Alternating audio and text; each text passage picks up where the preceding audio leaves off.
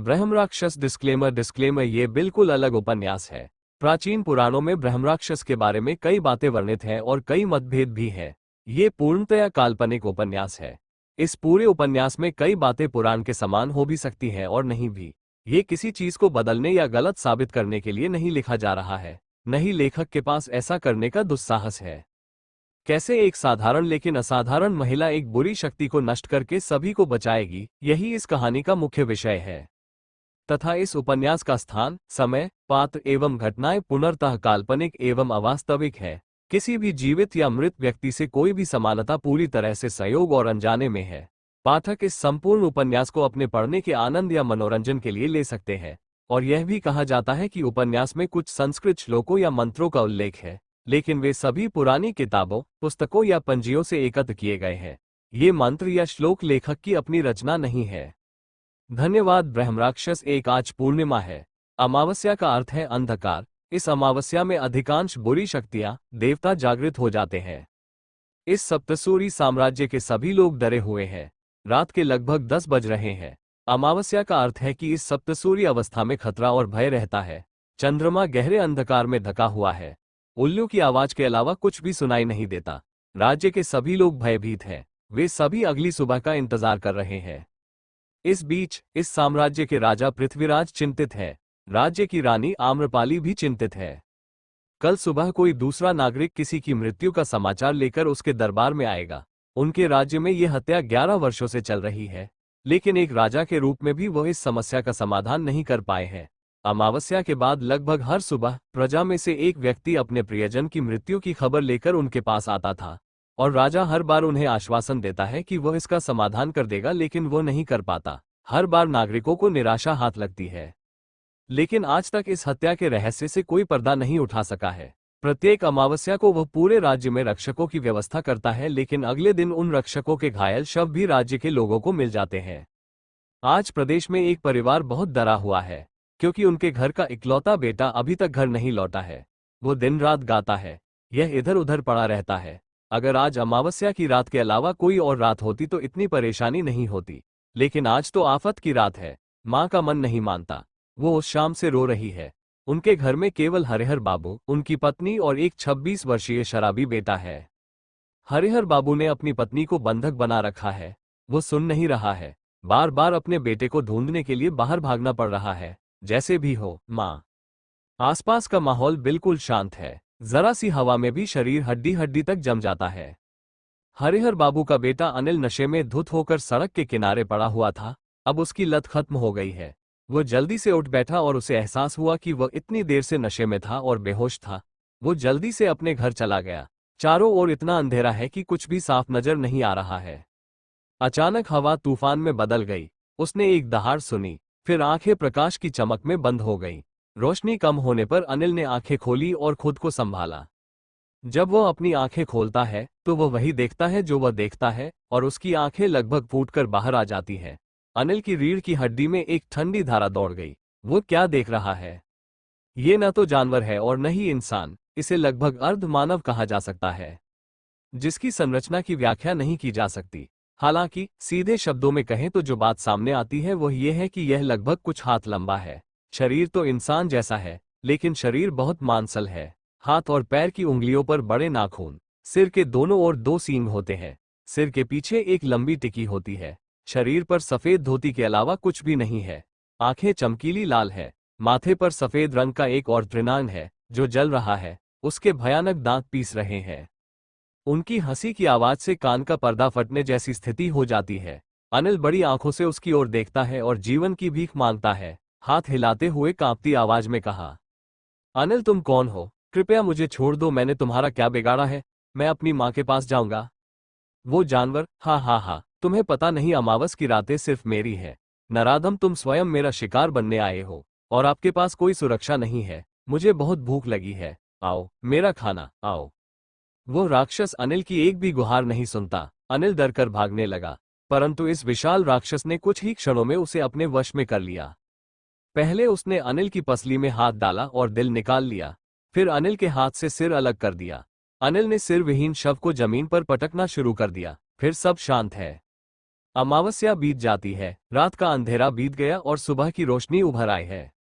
हरिहर बाबू अपनी पत्नी के साथ राजदरबार में उपस्थित हुए। राजा पृथ्वीराज जानते थे कि ऐसा होना ही था। उन्होंने अपने चिंतित चेहरे पर एक राजा की गंभीरता के साथ स्वाभाविक रूप से कहा, राजा बताओ हरिहर, तुम्हें क्या परेशानी है? हरिहर और उसकी पत्नी जोर जोर से रोने लगे। हरिहर, राजमशाय, मुझे मेरा बेटा कहीं नहीं मिल रहा है। वो कल घर नहीं लौटा। कृपया राजा। राजा, मैंने सुना है कि आपका बेटा हमेशा शराब में डूबा रहता है। देखो, शायद रास्ते में कहीं हो। हरिहर की पत्नी, चाहे वो कितनी ही नशे में क्यों न हो राजमशाय, वो रात होने से ठीक पहले उनके घर में घुस जाता था। राजमशाय, कृपया कुछ करें। राजा, शांत हो जाओ। रक्षकों रक्षकों, तुम शीघ्र जाओ। पूरे राज्य में हरिहर के पुत्र की खोज करो। गार्ड, हमारे 4 गार्ड कल पूरी रात राजमशाही में थे। उनमें से कोई भी अभी तक वापस नहीं लौटा है। राजा, मैं कुछ भी सुनना नहीं चाहता। जितनी जल्दी हो सके खबर लाओ। रक्षक अर्थात आज्ञा महाराज। इसलिए वे चले गए। धीरे धीरे ब्रह्मराक्षस 2। काफी देर बाद रक्षक वापस आए। हालांकि वे अकेले नहीं आए, हर बार की तरह वे कुछ घायल लाशें लेकर आए। उसमें एक शव देखकर हरिहर और उनकी पत्नी चौंक गए और उस पर कूद पड़े और जोर जोर से रोने लगे, क्योंकि वह शव किसी और का नहीं बल्कि उनके इकलौते बच्चे अनिल का है। शव की हालत ऐसी है कि उस पर नजर डालना संभव नहीं है। सबसे पहली बात तो ये कि देश का मुखिया उसके स्वरूप से भिन्न होता है। ऐसा लगता है जैसे किसी ने शरीर से सारा खून चूस लिया हो। शरीर पर अनगिनत घाव, जैसे किसी ने उसे बेरहमी से खा लिया हो। छाती के बाईं और पसलियों में बहुत बड़ा छेद, मानो किसी ने दिल निकाल लिया हो। हरिहर बाबू और उनकी पत्नी फूट फूट कर रोने लगे। सारी जानकारी के बावजूद राजा ने अपने रक्षकों से सख्ती से कहा, राजा, रक्षक क्या है? रक्षक ने सिर झुकाकर कहा, रक्षक, अमावस्या के बाद हर दिन इसी तरह लाश बरामद होती है महाराज। इस लड़के का शव उस राज्य के अंत में एक झाड़ी में मिला था, और ये दोनों हमारे रक्षकों की क्षत विक्षत लाशें हैं, लेकिन दोनों गार्ड नहीं मिले। राजा ने अपने मंत्री किंचन से कहा, राजा मंत्री, कुछ करो। अगर ऐसा ही चलता रहा तो एक दिन मेरा पूरा साम्राज्य रेगिस्तान में बदल जाएगा। ऐसे कितने गार्ड मरेंगे? मंत्री राजमशाय, मैं भी यही सोचता हूँ। आज 11 साल हो गए और ये सब ऐसे ही चल रहा है। ये छाया हमारे राज्य के करीब आ गई। राजा, तुमने पूरे राज्य के मंत्री को हरा दिया। जो कोई इस मौत का कारण बता देगा उसे मैं आधा राज्य दे दूंगा। मंत्री नहीं तो ठीक है, लेकिन क्या कोई आगे आना चाहता है? जिंदगी से तो हर कोई डरता है ना। हालांकि मैं पूरे राज्य को हराने की व्यवस्था कर रहा हूं। राजा, बाकी सभी राज्यों के राजाओं को पत्र भेजे गए और सभी ने मेरी मदद करने से इनकार कर दिया। राजा उदास हो गया। हरिहर और उसकी पत्नी अभी भी रो रहे थे। राजा, मंत्री, आप हरिहर को मुआवजे के रूप में 500 स्वर्ण मुद्राएं दे दीजिए। मुझे उम्मीद है कि उनका बाकी जीवन अच्छा गुजरेगा। और इन लाशों को मुझसे दूर ले जाओ। उनके अंतिम संस्कार की व्यवस्था करें। मैं अब और नहीं देख सकता। मंत्री अर्थात आज्ञा महाराज। कुछ देर बाद शवों को हटा दिया गया और हरिहर और उसकी पत्नी को सिक्कों के साथ भेज दिया गया। राजा, सेनापति। सेनापति महामहिम। राजा, आप इस राज्य के सेनापति हैं। हर बार आपकी मौजूदगी के बावजूद ये कैसे संभव हो पाता है? सेनापति, मैं तो सब कुछ अपने प्रयत्न से ही करता आया हूं महाराज। लेकिन मैं कुछ नहीं कर सकता। मैंने तो आज तक कातिल को देखा तक नहीं। राजा को फिर चिंता हुई। उसी समय राजा का इकलौता पुत्र राजकुमार विक्रमादित्य शाही सभा में आए। वह अभी केवल 17 वर्ष का है।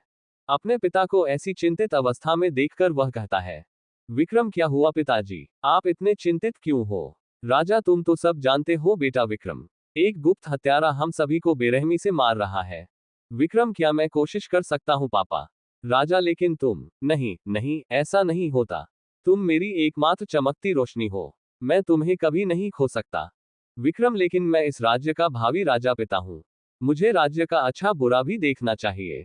जैसे मैं आपका अपना बेटा हूं, वैसे ही इस राज्य में कई माता पिता अपने बच्चे खो रहे हैं।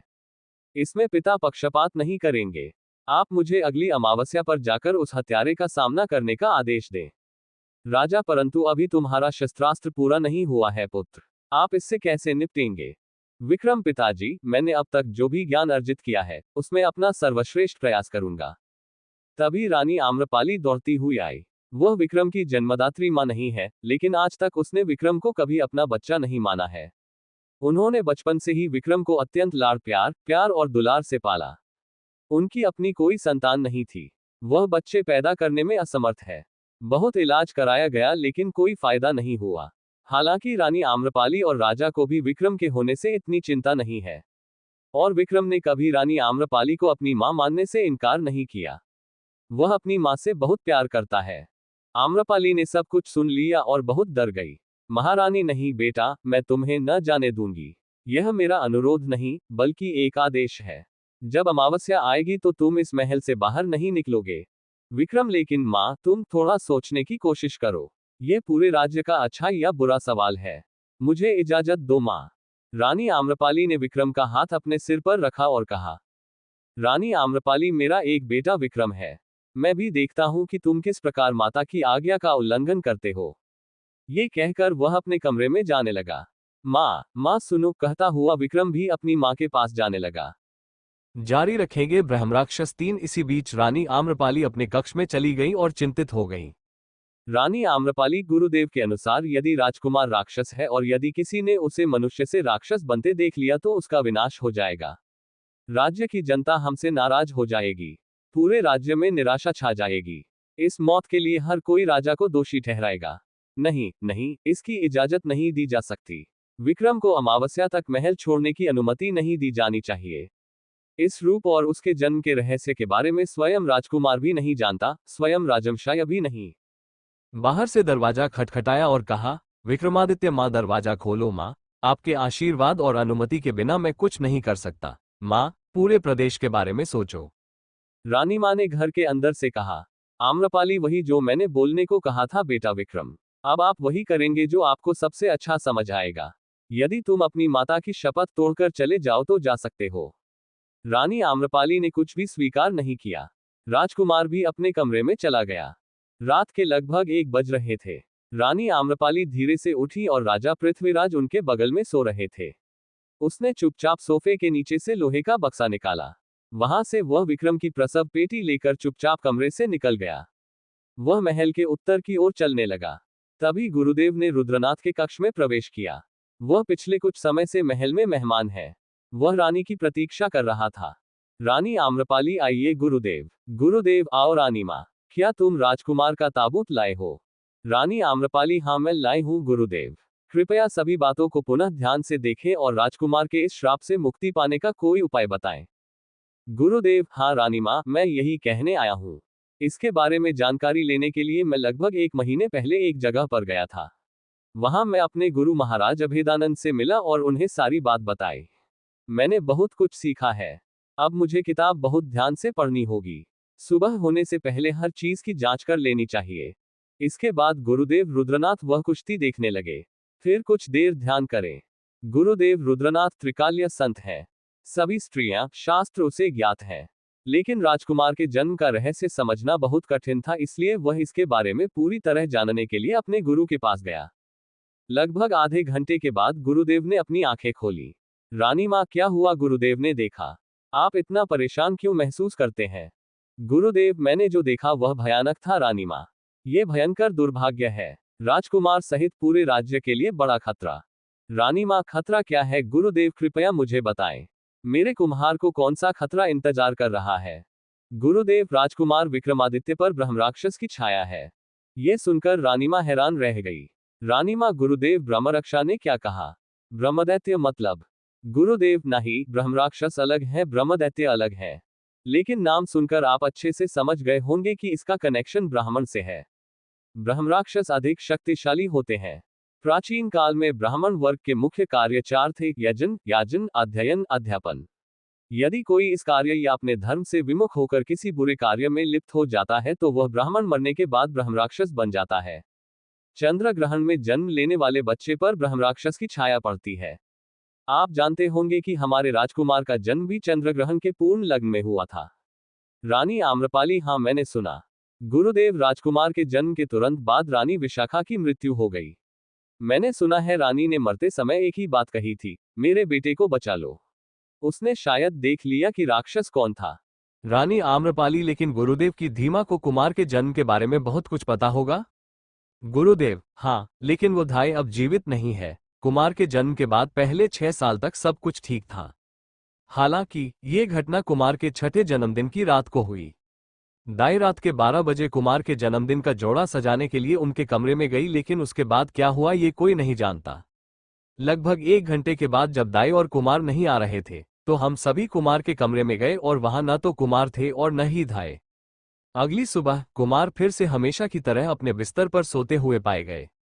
कुमार से अक्सर पूछा जाता है कि वो उस रात कहाँ थे और दाई कहाँ गए थे, लेकिन कुमार को कुछ भी याद नहीं है। उस रात भी अमावस्या थी। कुछ दिन बाद उस दाई का क्रूर शव महल के पीछे से बरामद हुआ। इस घटना के बारे में राज्य के किसी भी नागरिक को जानकारी नहीं है, क्योंकि अगर सबको पता चल जाएगा तो उनमें डर बढ़ जाएगा। तब से यह घटना हर अमावस्या को जारी रहती है। राजा अपनी पहली पत्नी विशाखा से बहुत प्यार करते थे। वो कुमार को अकेले ही बड़ा करना चाहते थे और शादी नहीं करना चाहते थे, लेकिन दाई की मृत्यु के बाद कुमार को अपनी माँ की याद आने लगी। फिर तुमसे शादी करूंगा, लेकिन राजन तुमसे कम प्यार नहीं करता और हम सब आप जैसी रानी माँ पाकर धन्य है। आपने कुमार को कभी माँ की कमी महसूस नहीं होने दी। जारी रखेंगे ब्रह्मराक्षस 4 रानी आम्रपाली। गुरुदेव ने मुझे इस ब्रह्मराक्षस के बारे में विस्तार से बताया।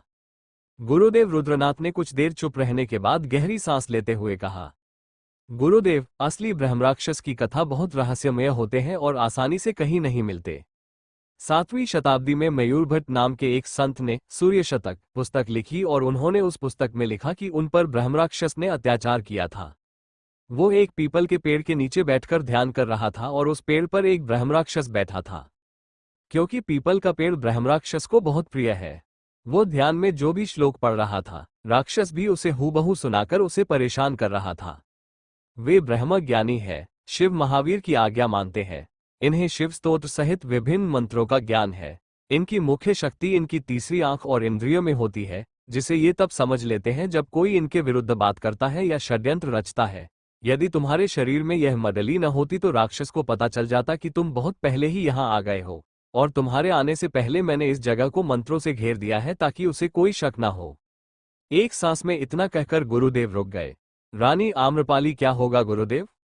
गुरुदेव, राजकुमार को इस राज्य के लिए मरना होगा। और नहीं। रानी मां ने गुरुदेव को और कुछ बोलने न देते हुए उन्हें रोक दिया और बड़े डर और दर्द से आंखों में आंसू भरकर कहा, रानी आम्रपाली, आप क्या कह रहे हैं गुरुदेव? विक्रम मेरा बच्चा है, अगर उसे कुछ हो गया तो हम कैसे जाएंगे? मुझे मेरा बेटा चाहिए। गुरुदेव, कोई ऐसा उपाय बताएं जिससे विक्रम पर से उस राक्षस का साया हट जाए।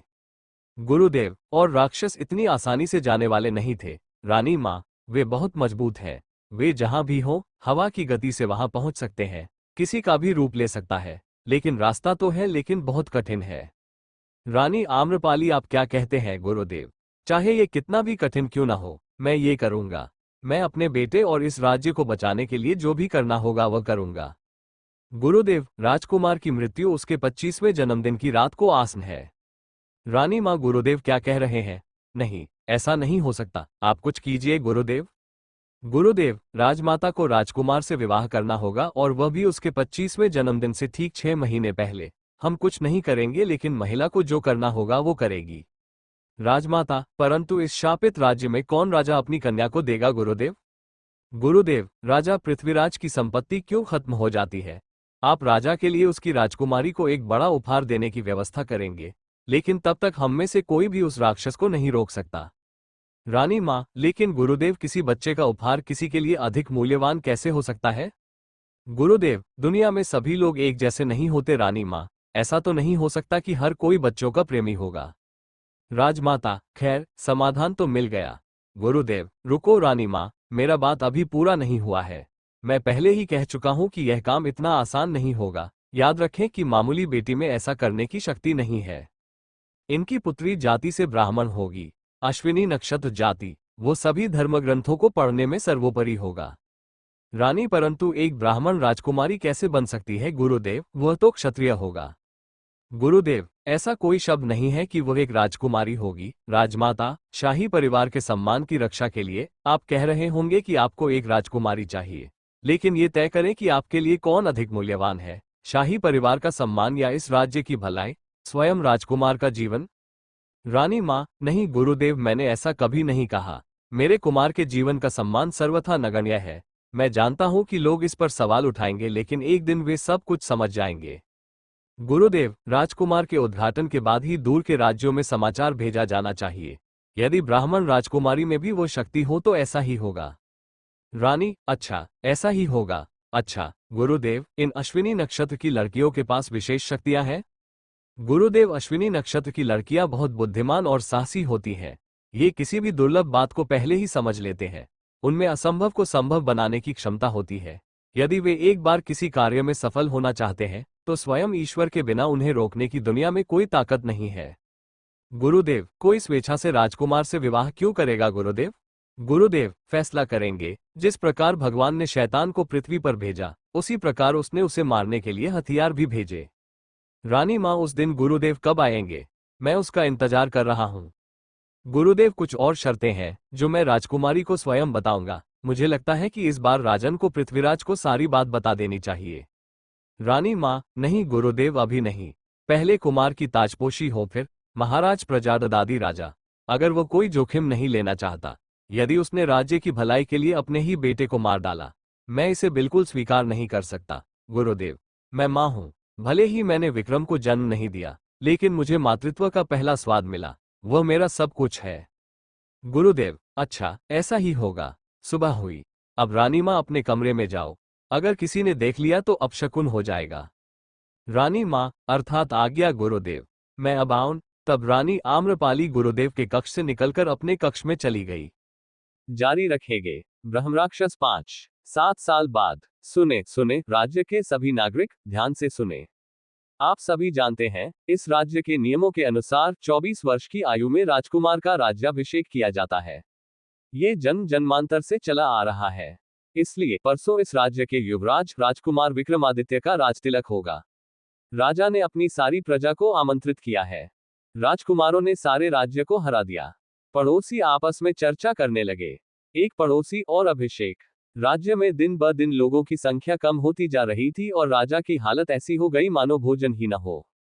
दूसरा पड़ोसी, चुप रहो और उसे आने के लिए कहो। यदि राजा की प्रजा सुनेगी तो संकट होगा। दूसरा पड़ोसी, नहीं, देखिए, अब लगता है कि कुछ हल निकलेगा। युवराज हमें उस राक्षस से बचाएंगे। दूसरा पड़ोसी, तो हम बच जाते हैं। हम इस शापित साम्राज्य से बाहर नहीं निकल पाएंगे और हमें मुक्ति नहीं मिलेगी। जिसने भी इस राज्य की सीमा से आगे जाने की कोशिश की, उसकी मृत्यु हो गई। इस राज्य में प्रवेश करना बहुत आसान है, लेकिन छोड़ना बहुत कठिन है। इस राज्य का एक गरीब ब्राह्मण परिवार, उनके परिवार में सदानंद, उनकी पत्नी मल्लिका और 16 वर्षीय बेटी रुक्मिणी है। पूजा पाठ करके जितना पैसा किसी तरह कमाया जाता है, उससे एक दिन चल जाता है। सदानंद ने यथाशक्ति अपनी पुत्री को धर्मग्रंथों की शिक्षा दी। गांव के सभी लोग रुक्मिणी से बहुत प्यार करते हैं। वह गुणवती की तरह ही खूबसूरत है। लेकिन केवल सदानंद ही समझते हैं कि उनकी बेटी के पास कुछ चमत्कारी शक्तियां हैं। वह नहीं जानता कि उसे ऐसा क्यों लगता है, लेकिन उसे यकीन है कि उनकी बेटी कोई साधारण बेटी नहीं है। रुक्मिणी अपनी सहेलियों के साथ खेल रही थी, तभी रुक्मिणी कहीं से दौड़ती हुई आई। रुक्मिणी, माँ, तुमने सुना? मल्लिका, मैं क्या सुनूंगी। रुक्मिणी, राजकुमार के उद्घाटन के अगले दिन राजा के अनुचरों को पीटा गया। मल्लिका, हाँ, मैंने सुना। रुक्मिणी, माँ, कल मैं, अनामिका सभी राजबाड़ी जाएंगे। मल्लिका, ओमा, मैं कल क्या करूंगी? उसके अगले दिन राजा के घर का निमंत्रण था। रुक्मिणी, नहीं माँ, कल मैं राजबरी को फूल दूंगी। पूरे महल को फूलों से सजाया जाएगा। कुछ पैसे मिल जाएंगे। लड़की के सामने घुटनों के बल बैठ गए, उसे चूमा और कहा, योजक चिन्ह। मल्लिका, मेरी बेटी कितनी बड़ी हो गई है। रुक्मिणी, माँ, नहीं सुनती। कल तुम पापा से कहोगे कि परमन्ना के लिए सारा सामान बाजार से ले आओ, जितने सिक्के मैं फूलों के साथ ले आऊंगा। मैं कल परमन्ना खाऊंगा। मैंने काफी समय से खाना नहीं खाया है। बेटी की बात सुनकर मल्लिका की आंखों में आंसू आ गए। वह मन ही मन सोचता रहा कि उनकी हालत इतनी खराब है कि वे एक छोटी सी पाई भी बनाकर लड़की को नहीं खिला सकते। रुक्मिणी माँ को एक अलग ही मन की दृष्टि से देखती है और कहती है, रुक्मिणी, क्या हुआ माँ? आप क्या सोचते हैं? तुम्हारा चेहरा इतना उदास क्यों दिखता है? मल्लिका, कुछ नहीं माँ। रुक्मिणी, मैं समझ गई। मल्लिका, तुम क्या समझते हो? रुक्मिणी, क्या तुम्हें मुझे पाई न खिला पाने का कष्ट हो रहा है? चिंता मत करो माँ, देखना एक दिन सब ठीक हो जाएगा। मल्लिका, मेरी बुढ़िया, आप सब कुछ कैसे समझते हैं? रुक्मिणी, हे माँ, तुम तो मेरी माँ हो। क्या तुम्हें कभी समझ आया कि तुम क्या सोच रहे हो? मल्लिका, लेकिन गांव के लोग तो कहते हैं कि तुम बहुत सी बातें पहले ही समझ लेते हो। रुक्मिणी और आप उन्हें अकेला छोड़ दीजिए, अब मैं आऊं। यह इस प्रकार चलता है। अगले दिन सुबह होते ही युवराज सुबह की सैर के लिए निकले। तभी उसे एक लड़की का मधुर गाना सुनाई दिया। युवराज थोड़ा आगे बढ़े तो उन्हें हमउम्र 3-4 बेटियां दिखी। सभी लोग खुशी खुशी फूल चुन रहे हैं, लेकिन इनमें से सबसे आकर्षक वो लड़की है जो गा रही है। उनकी संगीतमय आवाज बहुत मधुर है। जब तक उस लड़की का गाना खत्म नहीं हुआ तब तक युवराज वहीं खड़े रहे और मंत्रमुग्ध होकर उसका गाना सुनते रहे। थोड़ी देर बाद सुबह का उजाला हो गया। अब युवराज को ध्यान आया कि बेटी सुंदर ही नहीं, सुंदर भी है। उसका रूप फूट रहा है। ऐसा लगता है जैसे विधाता ने उसे बहुत ही सोच समझकर बनाया हो। फिर युवराज वापस राजबाड़ी चले गए। वो आज अपने पिता के साथ राज्य में बैठता है। थोड़ी देर बाद एक गार्ड आता है। रक्षक, राजा को नमस्कार है। महल के बाहर कुछ लड़कियां फूल देने के लिए महल को सजाने आए हैं। राजा, अच्छा, आप उनसे कहिए कि आ जाएं। उन सभी ने महल में प्रवेश किया और राजा मशाई तथा युवराज को प्रणाम किया। युवराज ने देखा कि ये वही लड़कियां हैं जिन्हें उसने सुबह रास्ते में देखा था, और उनमें से वो बेटी भी है। युवराज जितना उसे देखता उतना ही मोहित हो जाता। उनकी नाक कमल की पंखुड़ी के समान है, उनकी आंखें तीर के सिरों के समान है, उनका चेहरा एक मूर्ति के समान है। दोनों तरफ गूंथे हुए घने काले लंबे बाल, साधारण कपड़ा ही पहने, कोई सजावट नहीं है। बहुत साधारण है, लेकिन यही चीज उसे अद्भुत बनाती है। उन्होंने इस लड़की को पहले कभी अपने राज्य में नहीं देखा था। ये लड़की किसी राजकुमारी से कम नहीं है। युवराज ने तुरंत खुद को रोका और मन ही मन सोचा, राजकुमार, मैं इस राज्य का भावी राजा हूँ। ये बेटी भी मेरी प्रजा है। इसे देखकर मुझे ये बातें बिल्कुल नहीं सोचनी चाहिए। धीरे धीरे ब्रराक्षस 6 युवराज ने देखा कि लड़कियां फूल और उचित मूल्य लेकर महल से चली गई। उसने इन कुछ सिक्कों में ही उनके चेहरों पर मुस्कान देखी। वे बहुत उत्साहित है, लेकिन उस बेटी की मुस्कान हर किसी की मुस्कान से बिल्कुल अलग है। लगता है सारी जिंदगी गुजर जाएगी इस मुस्कान को देखने में। राजकुमार बेटी का नाम जानना चाहता था। उन्होंने महल भी छोड़ दिया। उसने दूर से देखा कि रास्ते में लड़की ने एक भिखारी को अपने हाथ से एक सिक्का दिया।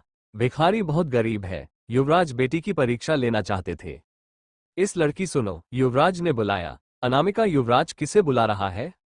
उन्होंने रुक्मिणी की ओर इशारा करते हुए कहा। ठीक है रुक्मिणी, हाँ, युवराज कुछ कह रहे हैं। राजकुमार, तुम्हारा नाम क्या है? रुक्मिणी, अजने रुक्मिणी। रुक्मिणी, जैसी प्रकृति वैसा नाम। युवराज के मुंह से बिना उनकी जानकारी के यह निकल गया, लेकिन भाषण इतना धीमा था कि कोई भी इसे स्पष्ट रूप से नहीं सुन सका।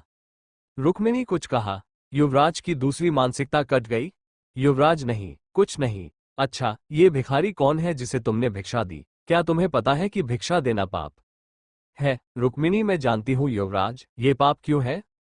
युवराज, ऐसा है या नहीं, बताओ क्या कारण है? रुक्मिणी, किसी को भिक्षा देना उसका काम बिगाड़ना है। युवराज, वाह, आप सही कह रहे हैं। तो तुम उससे भी क्यों मांग रहे हो? रुक्मिणी, युवराज मेरी गुस्ताखी माफ कर देंगे, हाथ खींचकर। क्या आपको ऐसा लगता है कि इसका कोई अन्य प्रदर्शन है? वो बूढ़ा है। युवराज, तुम सही कह रही हो बेटी, मैं तुम्हारी परीक्षा ले रहा था। आप बहुत दयालु हैं। रुक्मिणी, अब मैं चलूंगी युवराज। माँ, ये सिक्के दे दे। पिता परमन्ना की सामग्री खरीदेंगे। आज मैं बहुत खुश हूँ। आज मैं उत्तम आहार, पायस खाऊंगा, कई दिनों के बाद। युवराज, आगे बढ़ो, वो जाते हैं।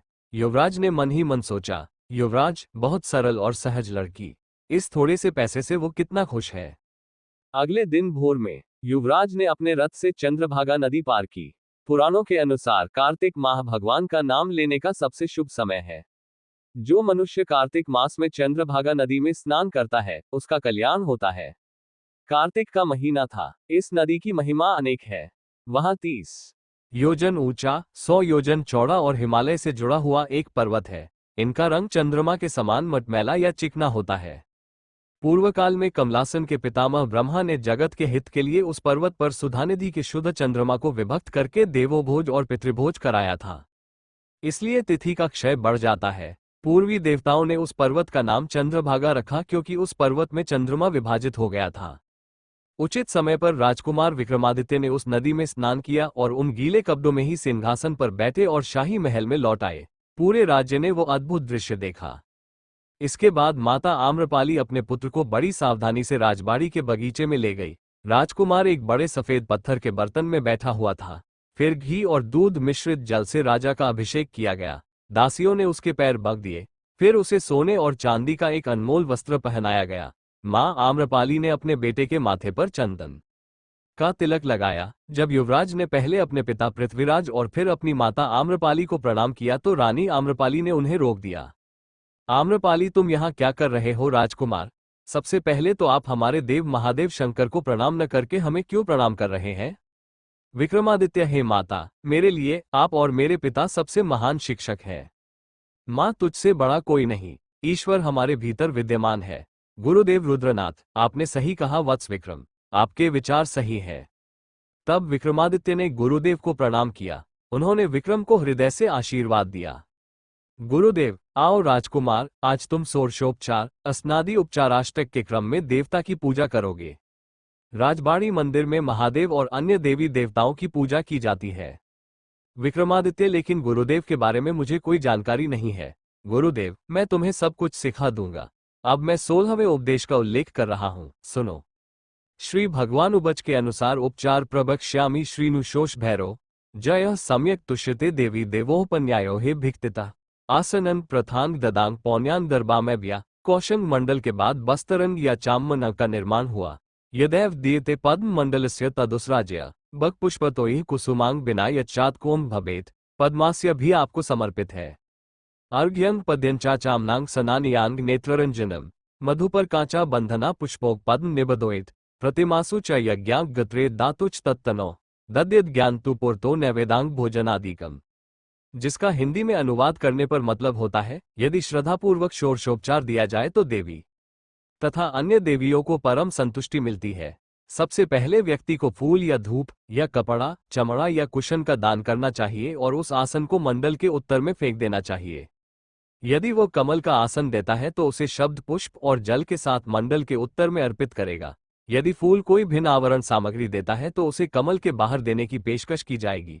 अर्घ्य, पाद्य, आचमन, स्थानीय, नेत्ररंजन, मधुपक, गंध और पुष्प, इन सभी कमलों का दान करेंगे।